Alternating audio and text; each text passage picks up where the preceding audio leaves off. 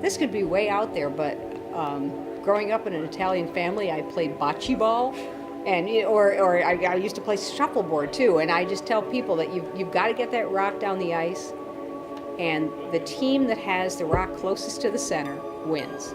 And only one team can score. So if you can get your rock closest to the middle, then you'll score. And you might get 1 point, you might get 2. If you're lucky, you might get 4, but 5. But it's getting that rock closest to the middle, and the strategy is really important.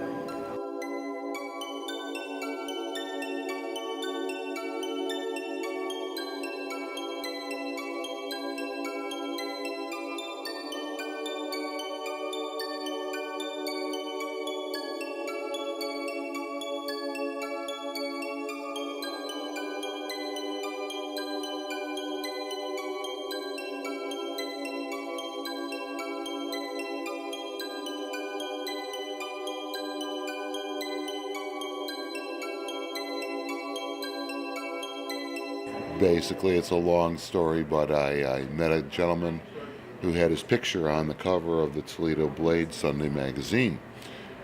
And it was his team, and they had just won the United States Mixed Nationals.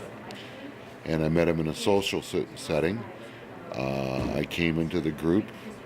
One by one, the people faded away. And I found myself with a beverage in my hand talking to him, and conversation became a little bit sluggish, and I needed to break away, but I didn't know how.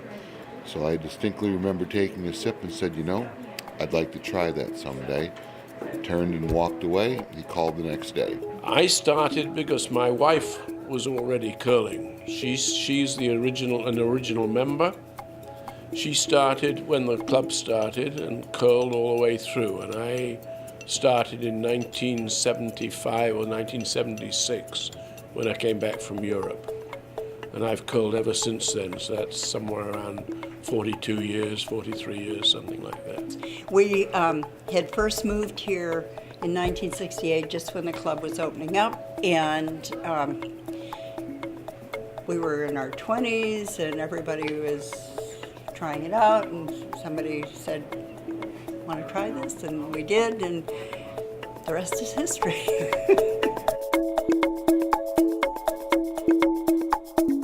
You have the house, you have rocks, you have your sweepers, and you want to get your rocks in so that they're closer to the center of the house, which is the button. You want to get them closer to that than your opponent's rocks. That's where I see people getting the most confused, is when they look at the scoreboard. Last year, we had a friend of ours, he and his wife came out to see curling because they'd never seen it before. And so, and it wasn't a night that we were curling, so it was here in this club. And so this man is one of the smartest people I've ever met in my life. I mean, he's literally a genius, and he can do anything. But he couldn't understand the scoreboard of the game. He just couldn't get it. He looked at the scoreboard, and it took 2 hours to explain how the score worked, because if you look at the scoreboard, it's inverse of what it doesn't. It's very difficult. I won't attempt to do that. You'll have to find somebody better to explain that. I can't do it. Many people will say, well, if I'm closest to the center, is that more points? Is that like darts? And I said, no, it's all 1 point, and you keep scoring until you're out-counted by another color. And then they kind of understand it from there. It took so much initiative and cooperation to build this club last year that I'm really proud of this facility, and it means a great deal to me. And we all feel like we own a little bit of it. We're all part of it, and it runs on volunteer labor, really.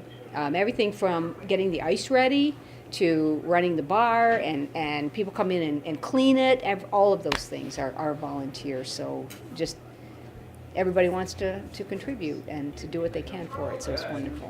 When I was first brought into curling, they said I've just joined this international fraternity. I didn't quite understand what they were talking about. When you start curling, you join a worldwide fraternity, and if you were driving in Canada and your car broke down, And my car broke down in Canada. you could look for the local curling club. First thing I would do is call a curling club. They would come, they would help. They'll come and get you. They would try and find someone to fix your car, They'll help fix your car. find a place for you to stay or put you up, feed you. They'll feed you, and they'll put you up overnight, and it won't cost you a penny. And that's pretty much the way it's been for 30-some years. They love their sport, and they love to enjoy life as well. You see teenagers, you see people who are 70 years old, and everybody in between, men and women, everybody can curl. When you go out curling, you make friends for life. I think we found over the years that we spent our life friendships occurred here. And so that's my favorite part.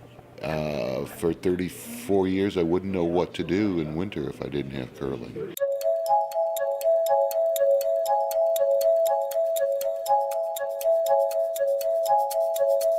There are tremendous stories from going out and socializing and playing multiple games in a day and coming back, socializing, and being not able to go back on the ice with full capacity. I think that's about the best way of describing it without incriminating myself or anybody.